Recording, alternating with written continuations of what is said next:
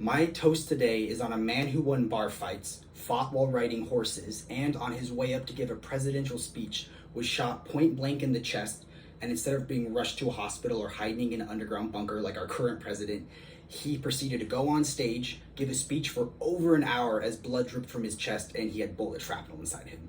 My toast today is on the late great President Theodore Roosevelt. I'm an avid fan of U.S. history. It's important to know because you need to learn about the mistakes that we've made, but the progress that we have always strived for. First, I'm going to talk to you about his stance on two issues that are very important to me, and then I'm going to end on just one of the many cool stories about him. I'm very liberal. I care about what we allow big business to do and the environment, and those are two issues that he valued and fought tooth and nail for. It's often easy to feel now like politicians are in bed with big business, and that was true in the early 19th century as well. And he fought them so passionately, he earned the nickname the Trust Buster. The environment is another issue that's very dear to my heart, and he has an environmental legacy that lasts to this day. He started the wildlife refuge. He founded the forestry department, and he established the national parks. So, an incredible conservationist president. And now we'll just end on one of the many cool stories about him.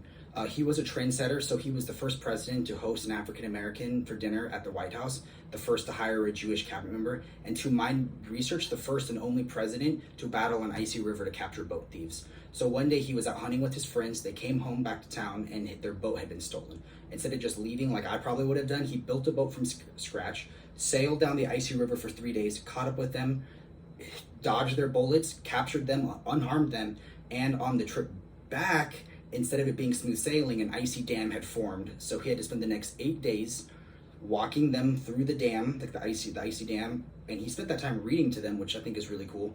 And he took them back to town, and instead of sentencing them to be hanged, as would have been the normal crime, he put them in jail instead.